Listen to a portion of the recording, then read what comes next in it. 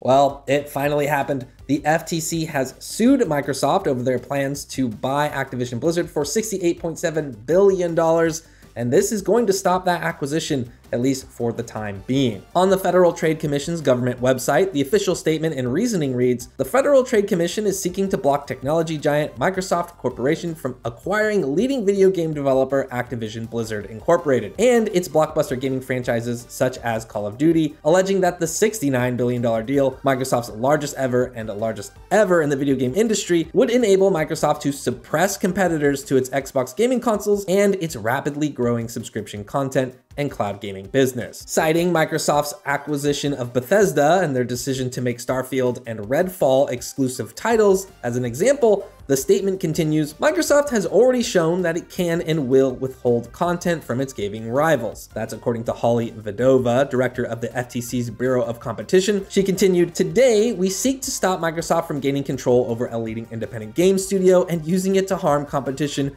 in multiple dynamic and fast-growing gaming markets." Obviously, that's not the same type of independent game studio that you and I are used to hearing about. She just means that they aren't owned by Sony or Microsoft yet. The FTC tries to set up the stakes a little bit, saying Microsoft's Xbox Series S and Series X are one of only two types of high-performance video game consoles. Importantly, Microsoft also offers a leading video game content subscription service called Xbox Game Pass, as well as a cutting-edge cloud-based video game streaming service. Furthermore, the statement reads, "Activision is one of only a very small number of top video game developers in the world that create and publish high-quality video games for multiple devices, including video game consoles, PCs, and mobile devices. It produces some of the most iconic and popular video game titles, including Call of Duty, World of Warcraft, Diablo, and Overwatch, and has millions of monthly active users around the world." Finally, the statement concludes, "Activision currently has a strategy of offering its games on many devices regardless of producer, but that could change if the deal is allowed to proceed. With control over Activision's blockbuster franchises,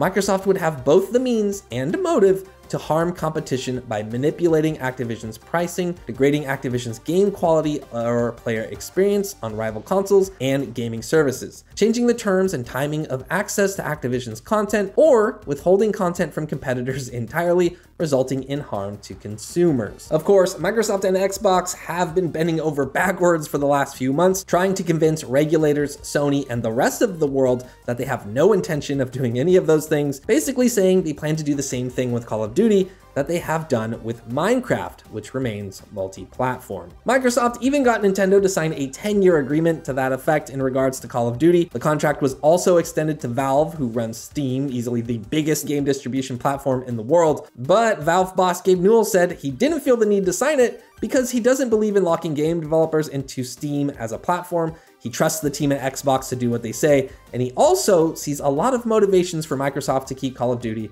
on multiple platforms. But none of that really matters because Gabe Newell's words alone are not nearly enough to convince the FTC not to sue.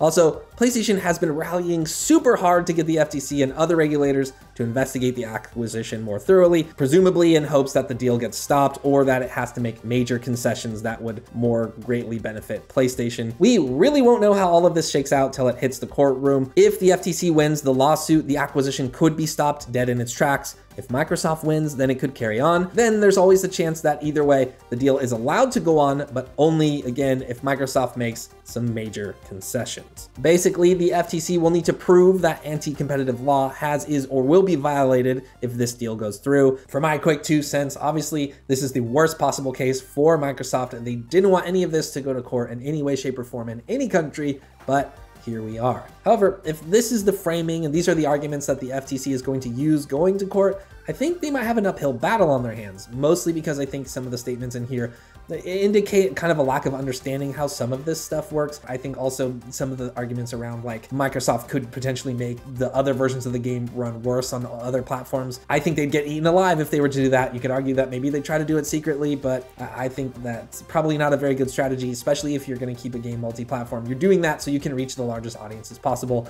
and if there's, you know, defects in the game or something, you're going to harm your own product, and then that doesn't really make sense to me. Also, just in general, I think it's going to be tricky to argue around content exclusivity because we have a large example of a lot of other multimedia platforms that use content exclusivity as a means to be competitive. right? I'm particularly thinking about video streaming. You know, Apple Plus has its own shows, Netflix, Amazon Prime, HBO, etc., etc.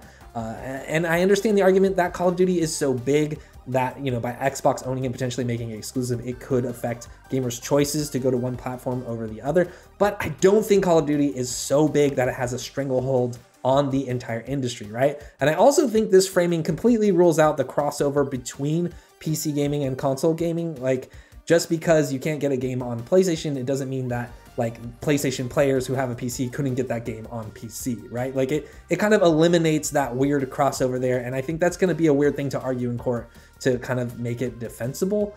And yeah, so that's kind of my 2 cents on the situation. I have a lot more thoughts and a lot more to say about it, but I'm also interested in hearing your thoughts. So be sure to share your comments down below. Thank you so much for watching. And for more video game news and updates, stay tuned right here to Inside Gaming.